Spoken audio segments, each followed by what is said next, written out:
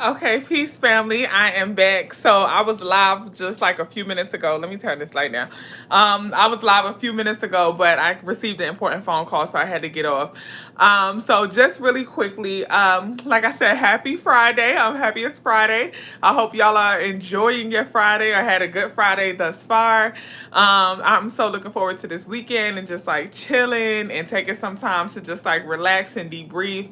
I was talking about how it was a very intense week because we had practice state test and it was just a very intense week. So we are now like, it's Friday, y'all.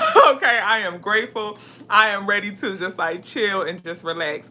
But yeah, so I explained in the live that I was in earlier, but I didn't get time to finish. I explained that I was at work and a guy came into work and he had on a I am a feminist shirt, right? And you could tell he was very proud of his shirt. It said I am a feminist and he was real proud. And I didn't say anything about it. I was like, okay. Well, he decided to say something to me about it. And he was like, yeah, sis, he like beating on his chest, hitting the shirt. He like, yeah, sis, I had to represent today for the feminists. He was like, I just think more men should be feminists. And then he asked me, I wasn't responding. As he said this, I'm like, yeah, okay. Okay, that's nice. So then he's like, as a fellow feminist, how do you feel about men in the feminist movement? Uh, and this is when I was just like, in my mind, I'm like, do I say it? Am I in the mood for this conversation? How am I feeling? Okay, here we go. Let's go. So I was like, he asked me how do I feel about men joining the feminist movement as a fellow feminist, which means he's already assuming that I'm a feminist, right? So I was like, I actually don't identify as a feminist. And it was like you could hear a pin drop in the room. It was another woman in the room. She like turned around and looked at me like, what? I was like, yeah, I don't really identify as a feminist. And they all was like, so he says, wow, never heard that before. Do you mind me asking why? So I'm like, yeah. And then I went on to explain the feminist versus the womanist movement and what that involves. So let's get started because this is not my first time having this conversation, and I find that I often engage in this conversation, and I've had this conversation with men, with women, with white women, black men, all types of people in with all types of circumstances, and the conversation is always very interesting because a lot of people see women in their peace. Kelly, how are you? Yes, womanist, it's a difference, and we about to talk about that difference, Kelly. Let's go, girl. So yeah, I often find that when I engage in this conversation, oftentimes it's just a simple misunderstanding of what feminism is, what it means to be a womanist, and what the juxtaposition of the two is. So, let's talk. A womanist or the womanist movement is a movement that was founded or really like made popular. It's a social theory that was made popular by Alice Walker, right? And the thing with the being a womanist, right? A womanist, we don't look at gender first, right? We don't look at being a woman or being female and look at it as like, oh, it's an equity issue. And I think that's a huge difference between feminism and being a womanist. With the feminist movement, the whole thing of the feminist movement is that, white women felt that women were not equal to men. And during the time or the founding of the feminist movement, it was a time where white women in particular wanted to work and they were not allowed to work. They wanted the right to vote and could not vote. They wanted certain say-so in their household and they felt that they did not have it. Therefore, they started a movement called the feminist movement. And the goal, yes, the goal, Kelly said she wrote a paper on womanism. Yes, girl.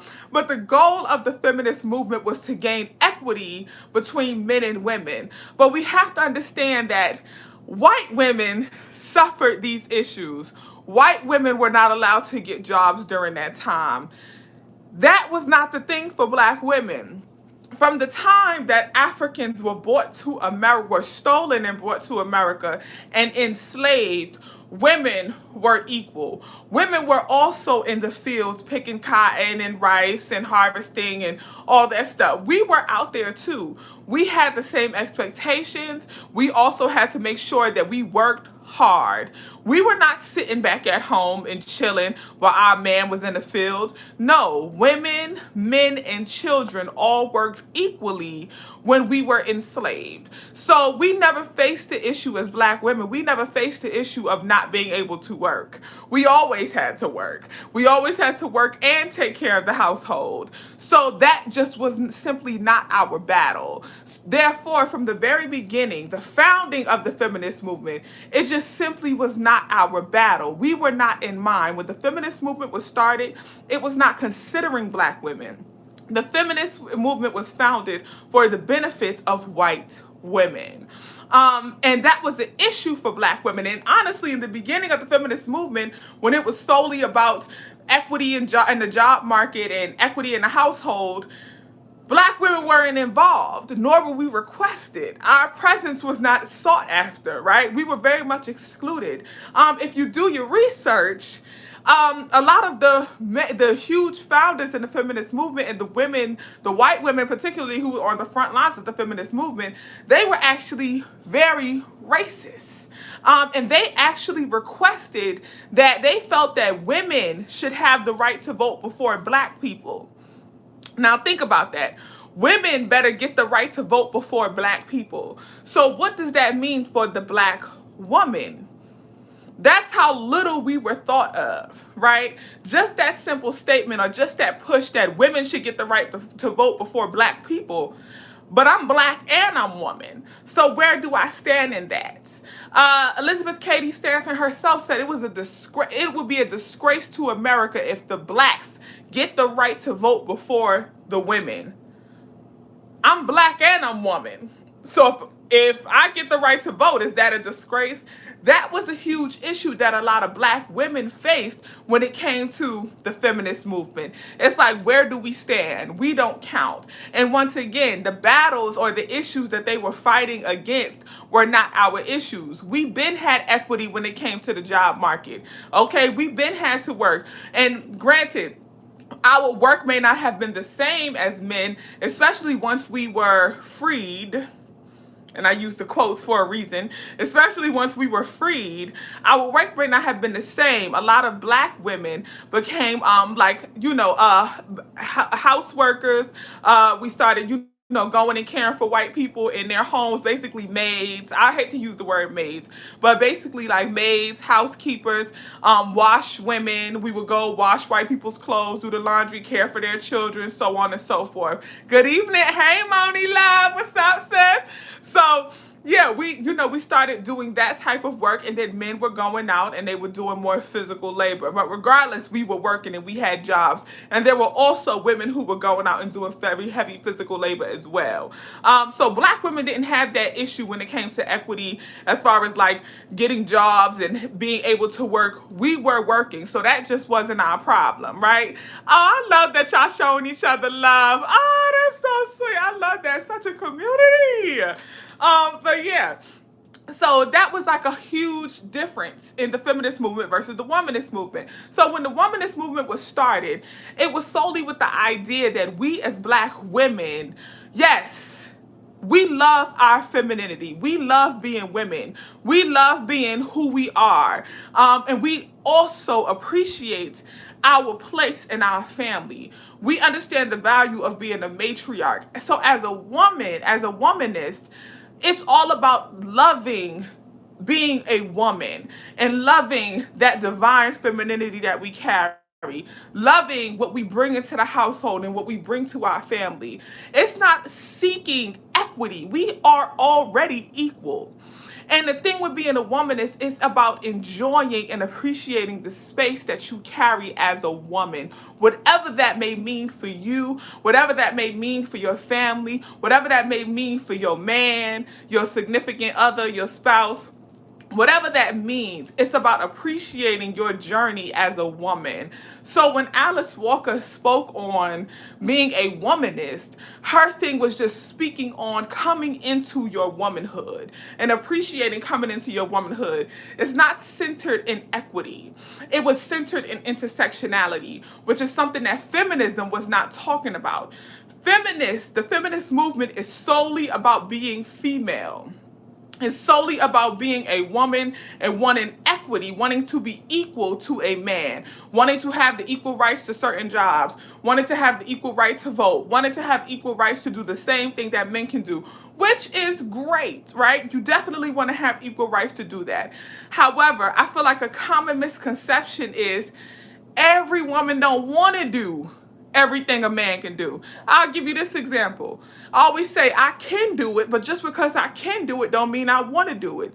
I can take out the trash, but that doesn't mean I want to take out the trash, okay? I can kill a bug, but that doesn't mean I want to kill a bug, okay? So I find that with the feminist movement, because it's pushing equity so heavy, and because it's about, oh, you know, we as women can do any and everything that a man can do, okay, I respect it. You want people to know that. However, I feel like the feminist movement kind of degrades women who are not battling for the position of masculinity or for the positions that men have. That is my only issue, or one of my only issues with the feminist movement. Another issue I have is, as I said in the beginning, the feminist movement was not inclusive of black women. The feminist movement was not for us. The feminist movement was solely for white women. And the only time that they requested that black women join is when they realized that they wasn't holding no weight. Okay? Once they realized that, okay, black women, y'all got some say so. Okay, black women, like y'all are working and y'all are getting, our feminism is very, absolutely. Black women, y'all got some say so. Black women, y'all are working. Like black women, okay, y'all have a voice, you know. And once they saw the power that we held as black women, I felt like the feminist movement wanted to feed off of that. Versus as a womanist, the reason that we have that voice and we have that power is because as a womanist, we appreciate our divine femininity and we dwell in that. It's not about a battle to be equal to a man. It's about understanding my power as a woman. I understand your power as a man, and we understand that we both have the right to dwell together. That is the womanist movement. The womanist movement is very inclusive of all intersections, being black and being woman, understanding what we bring as a woman in every aspect of our life, to our culture, to our households, to our families, to our spouses, to education, to spirituality. As a black woman, this is what I bring. As a woman, this is what I bring.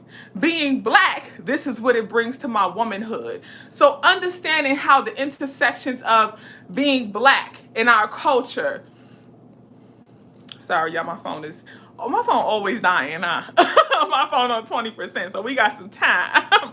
But yes, as a woman, it's just about understanding the intersections and being black and how that affects us, and how our culture affects our womanhood, how our womanhood affects our culture, how our spirituality affects our womanhood, how our womanhood affects our spirituality. So understanding how all of these beautiful things intertwine, and knowing that I can dwell in my divine feminine and not be threatened by his alpha or in divine masculine.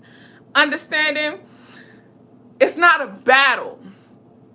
Masculinity and femininity can dwell in the same space, and we don't have to battle for equity because we already are equal. Your masculinity cannot do what your femininity does. Your femininity cannot do what your masculinity does. Those are energies that carry purposes. They carry intention, and neither can overreign or overpower the other, because neither can dwell in the space of the other. And that's what the womanist movement is about. It's about respecting the energy of the masculine and feminine, which we all carry some of both. We all carry some of both. However, I am proud to say that I am supremely and divinely feminine. That is who I am. It's a must. That's the balance. They are designed to work together. Absolutely. I am supremely and divinely feminine, and I am proud to be supremely and divinely, feminine. I don't feel the need to be masculine, especially when I'm in the presence of a dominantly masculine man. My dominant energy is feminine energy. I appreciate that. As a womanist, I dwell in that. I honor that.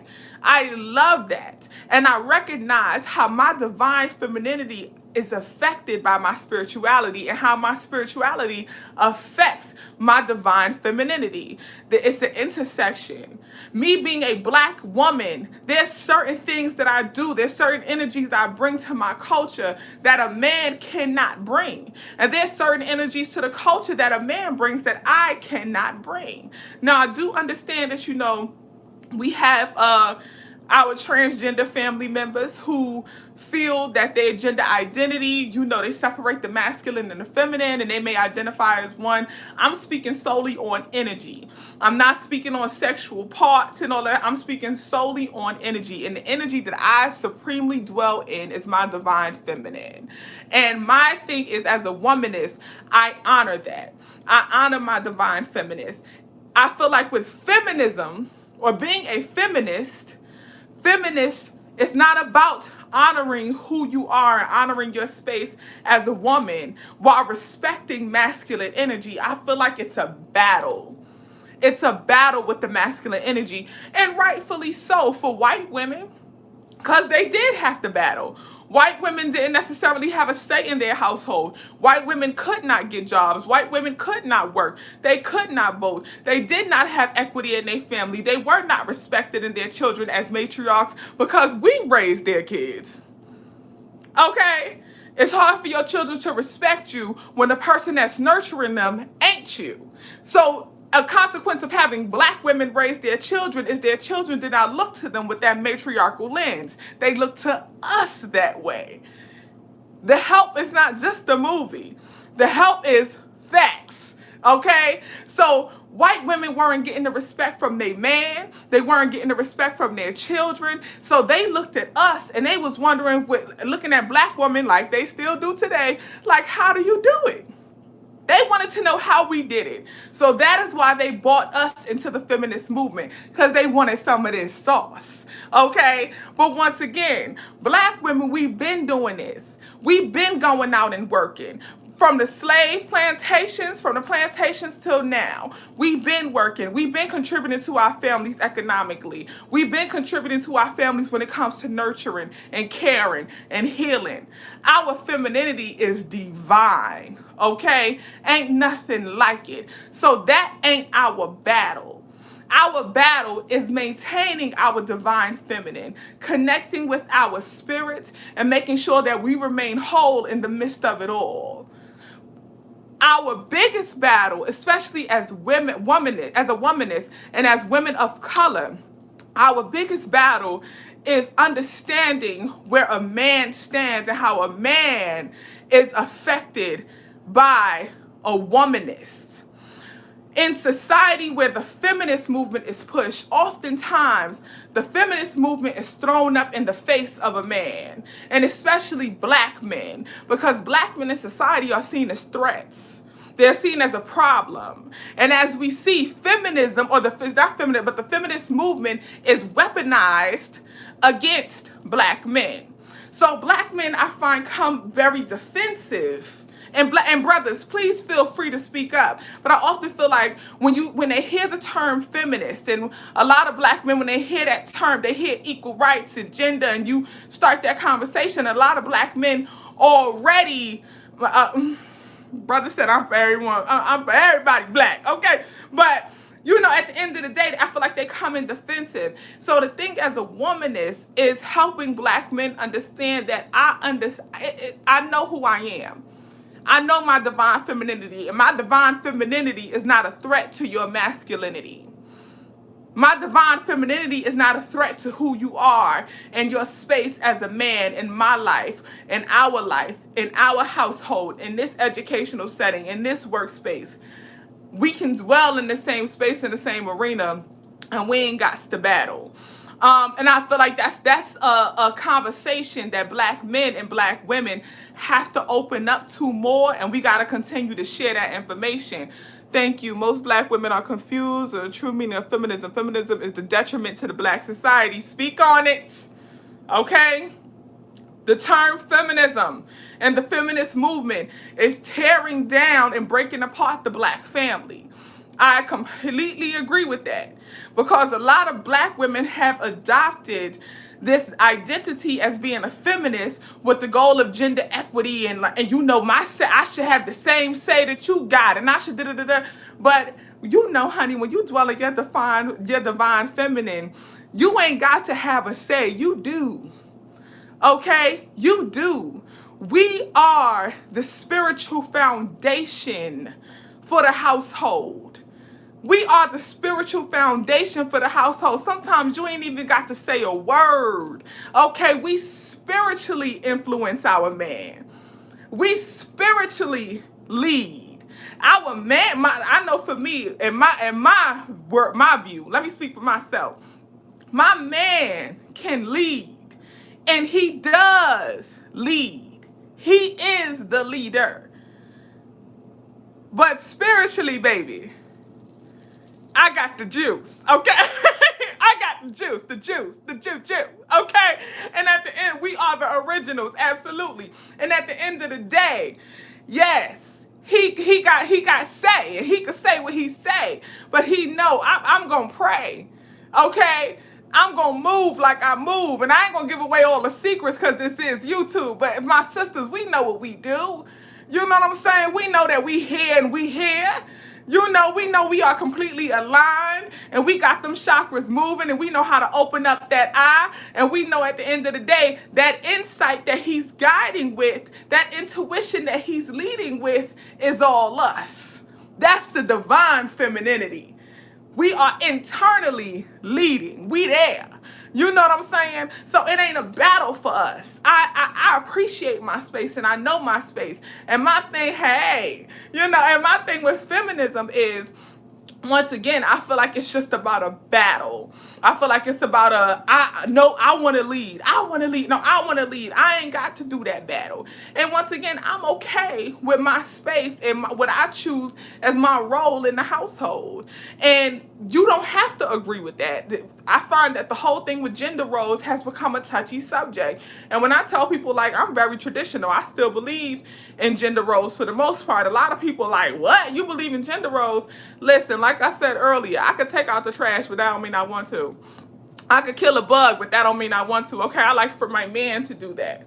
You kill the bug, you take out the trash. I don't mind cooking. I don't mind making a plate. Okay, that's a part of, for me, that's a part of what I love being and what I love doing as a woman. I love nurturing. I love feeding. I love healing. I love making tea. I love all of that. You know what I'm saying? Like, that brings me joy. That's a part of me being a womanist. Once again, being a womanist is about appreciating your space as a feminine being, as the feminine energy in your household. And for me, how I personally, as I prepare, absolutely, I love you too, sis.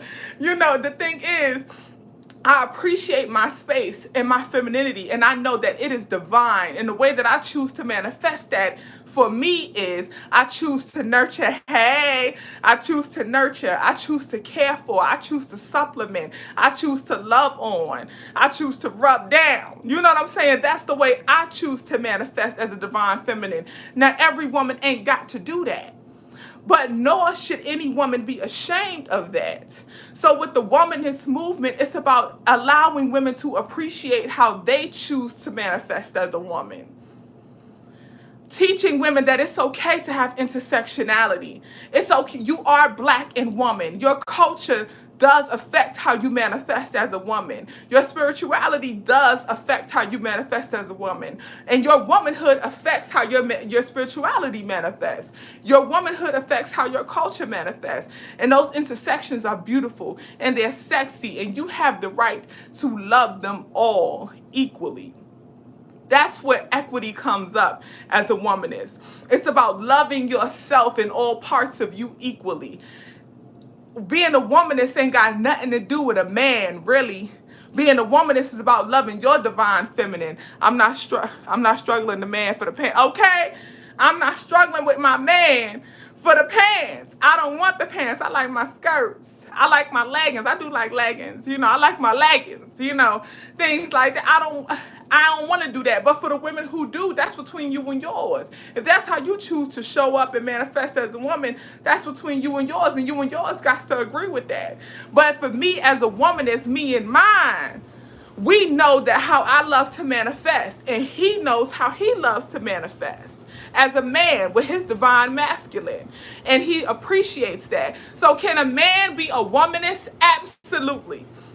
So to all my brothers, I urge you to start wearing the I am a womanist shirt as opposed to the I am a feminist shirt. Because the I am a womanist shirt, for me, is a sign that you appreciate how I manifest as a woman in my divine feminine without any battle for equity as far as how you show up.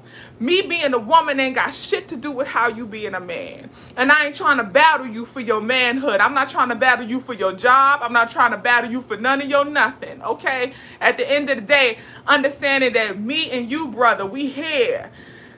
Your masculine and my feminine are complements to each other, and together we are powerful beings. I always say, I am a queen who is in charge of my queendom. He is a king who's in charge of his kingdom, and we come together, baby, and we got to dynasty. Okay, I'm trying to build a dynasty. All right? So at the end of the day, me being the queen ain't a threat to your kingdom, because when we come together, we some bad mother.